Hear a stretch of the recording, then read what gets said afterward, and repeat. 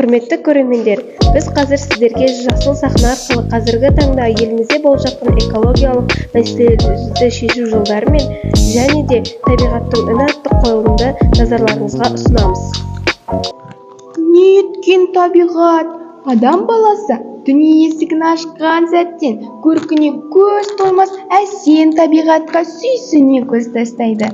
Көгілдір аспан, жап-жасыл ағаштар, әсем гүлдер.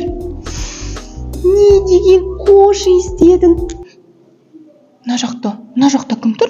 Түлкі! Түлкі, сен мұнда не істеп жүрсің?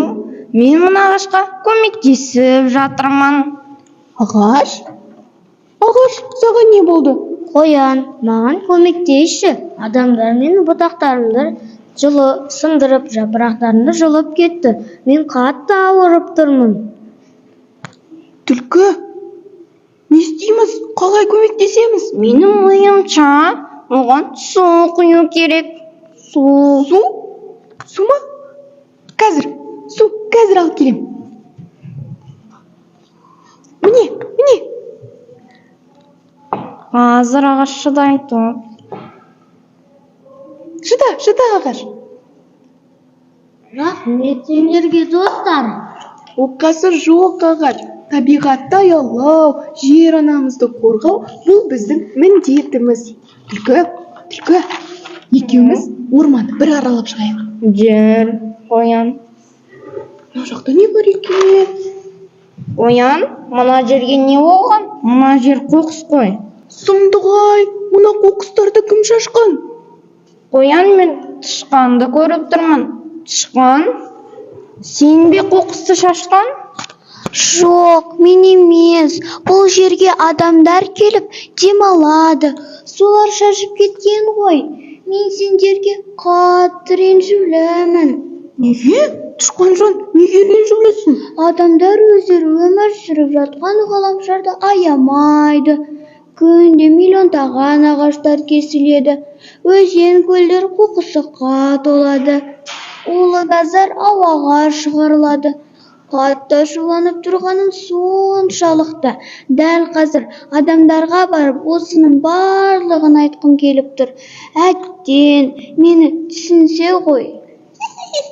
Тышқан, сенің ашуланғаның сондай күлкілі. Бұл күлетін жағдай емес. Мен жер ғаламшарын айтып тұрмын сендерге. Жүрек Тышқан, сен ойламасаң, біз ойламасақ, адамдар ойламаса, сонда жер анамызды, табиғатымызды кім ойлайды? Я, Қоян, дұрыс айтасың. Достар, Тышқан, сенде қоқыс жәшігі бар еді ғой? Мына қоқыстарды дереу жинап тастайық. Я, даламызды таза ұстайық. Әрине, мен де қосыламын. Жүріңдер. Мына жерде қоқыс көп екен.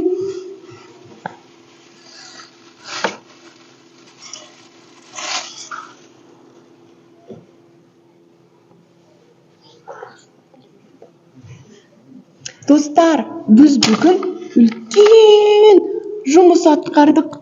Дұрыс айтасың, Қоян. Менің сақ құлақтарым мына жақтан бір ентігіп, біреу жүгіріп келе жатқандай. Қазір мына жақтан бекен, мына жақтан ойдым.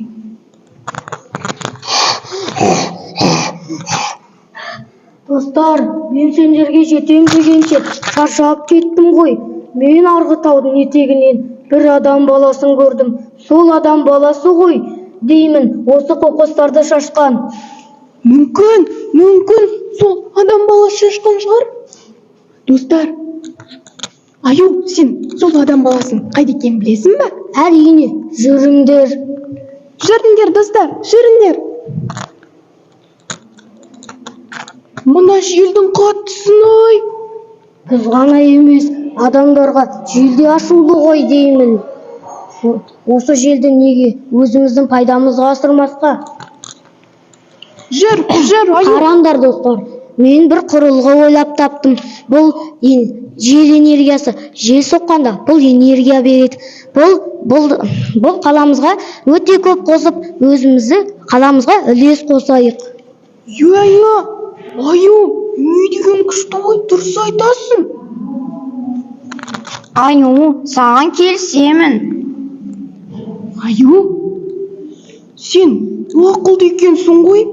Иә. Достар, жүріңдер, адам баласын іздеп табайық.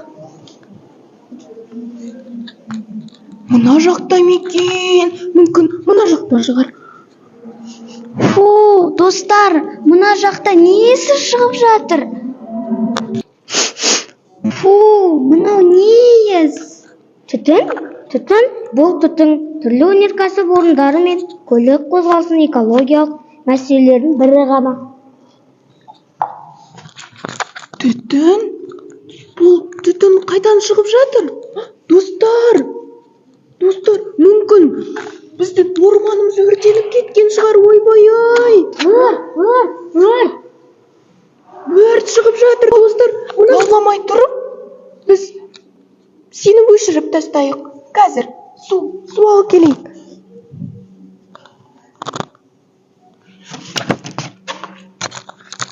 Мінекей, әйтеуір дегенде өртті де сөндірдік. Адам баласы, сенің есімің кім? Менің есімім Бұлбұл.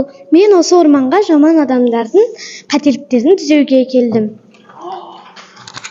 Бұлбұл, Біздің адамдарға деген мұнымыз бар. Табиғатты аялау.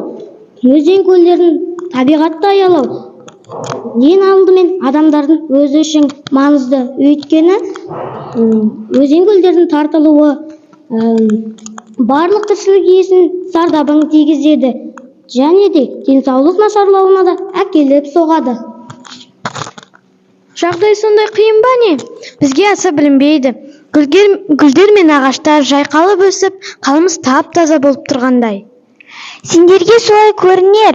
Табиғаттың жағдайы өте мүшкіл. Жақсы достар, басқа адамдарға да сендердің мұң-мұқтаждарыңды жеткіземін. Иә, Бұлбұл, оларға айтшы, олардың әрбір істеген нәрселері, орманға тастаған әрбір қоқсықтары бізге тікелей әсер тигізеді. Сондықтан, достар, табиғатты аялау бұл біздің міндетіміз. Табиғат бізге тікелей әсер етеді. Табиғатты қорғау әрқайсымыздың міндетіміз. Табиғатты аялау өз болашағымызды қорғау. Достар, ендеше табиғатты Аялайық!